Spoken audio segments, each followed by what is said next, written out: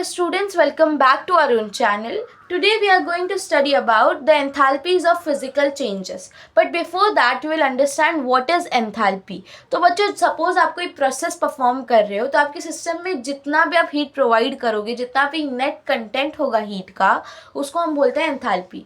But यहाँ पर एक कंडीशन होगी कि आपका प्रेशर कांस्टेंट रहना चाहिए. So the net content of heat at constant pressure is enthalpy. और बच्चों, एंथैल्पी को हम डिनोट करते हैं एच से और चेंज इन एंथैल्पी को डेल्टा एच से. अब एंथैल्पी के दो टाइप्स है, एक है enthalpy of phase transition, enthalpy of atomic change. तो बच्चों, एंथैल्पी ऑफ फेज ट्रांजिशन में क्या होता है, जब आप सिस्टम का फेज बदलो, यानी कि आपने सॉलिड से लिक्विड बना दिया है सिस्टम को, या लिक्विड से गैस बना दिया है, या सॉलिड से गैस बना दिया है, तो वो जो फेज चेंज हुआ सिस्टम का, उसमें उसके एंथैल्पी में क्या फ़र्क आया, एंथैल्पी कितना चेंज आया, इसको हम बोलेंगे एंथैल्पी ऑफ फेज ट्रांजिशन. यहाँ पर मैंने तीन टाइप्स लिखे एंथैल्पी ऑफ फेज ट्रांजिशन के. एक है फ्यूजन, वेपराइजेशन एंड सब्लिमेशन. हम एक एक फेज ट्रांजिशन को पढ़ेंगे. पहले फिर आता है enthalpy of atomic change. Atomic change मतलब बच्चों, एटॉमिक लेवल पे आपने सिस्टम में क्या चेंजेस किए हैं. जैसे सपोज आपने कोई गैस थी उसको एटम्स में कन्वर्ट कर दिया है, या फिर कोई आपका एटम था आपने उसको आयंस में कन्वर्ट कर दिया है. तो आपके ऐसा करने पे, आपके जो है एटॉमिक चेंज करने पर क्या चेंज आया है एंथैल्पी में, that will be included under enthalpy of atomic change. Now here we have three types, enthalpy of ionization, atomization and solution. So we are going to study all this one by one. First है enthalpy of fusion. बच्चों, आपको पता होगा fusion is also called as melting. और melting क्या होता है, जब आप किसी सॉलिड चीज़ को कन्वर्ट कर दो इनटू लिक्विड. जब आप सिस्टम को कन्वर्ट करोगे from solid into liquid, so whatever the change that occurs in the enthalpy is called as enthalpy of fusion. Change of enthalpy that occurs when 1 mole of solid is converted into liquid without changing in temperature at constant pressure. बच्चों, ये constant pressure लिखना बहुत ज़रूरी है. तो यहाँ पर मैंने लिखा है, जब आप आइस को पानी बना दोगे, लिक्विड बना दोगे, वाटर बनाओगे, तो क्या चेंजेस आएंगे एंथैल्पी में, it will be 6.01 kilo joule per mole. Next है बच्चों enthalpy of vaporization. So vaporization, fusion का मतलब आप समझे सॉलिड से लिक्विड. वेपराइजेशन क्या होगा, लिक्विड से वेपर बनना. जब आपका सिस्टम लिक्विड स्टेट से गैसियस स्टेट में चला जाएगा, तो जो भी चेंज होगा एंथैल्पी में, that is called as enthalpy of vaporisation.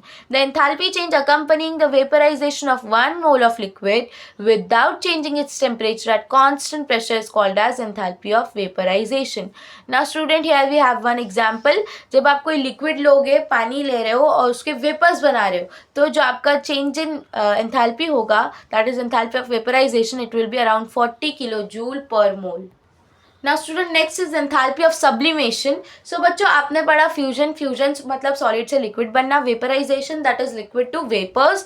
Now sublimation is when there is conversion of solid state directly into gaseous state. Solid direct gas बन जाएगा, उसको बोलेंगे इसको बोलेंगे सब्लिमेशन. और जब सब्लिमेशन हो रहा है, तब आपके जो एंथैल्पी में चेंजेस होंगे, that is enthalpy of sublimation. The enthalpy change for the conversion of 1 mole of solid directly into vapour at constant temperature and pressure is called as enthalpy of sublimation.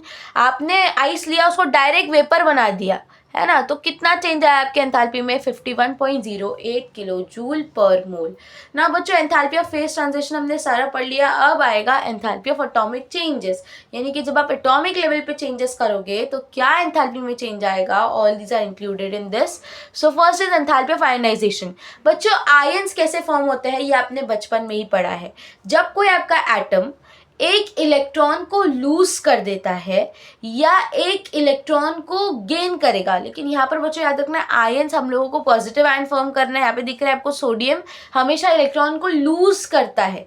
तो कोई भी electron remove होता है तब आपका एक ion बन जाता है, राइट. सोडियम, आपको पता है सोडियम का एटॉमिक नंबर है 11, ठीक है, और इसका कॉन्फिगरेशन फिर क्या हो जाएगा, 2 8 1, राइट. तो इसके पास एक इलेक्ट्रॉन ज़्यादा है, तो क्या करेगा, ये एक इलेक्ट्रॉन लूज कर देगा. ये एक एटम था, इलेक्ट्रॉन लूज किया तो इसके पास प्लस चार्ज आ जाएगा, है ना. जब प्लस चार्ज आ जाएगा तो एक कटायन बन गया है. तो ये जब एटम से ये आयन बना है, तो कितना एंथैल्पी चेंज हुआ, that is enthalpy of ionisation. The enthalpy change accompanying removal of electron from 1 mole of gaseous atom is enthalpy of ionisation.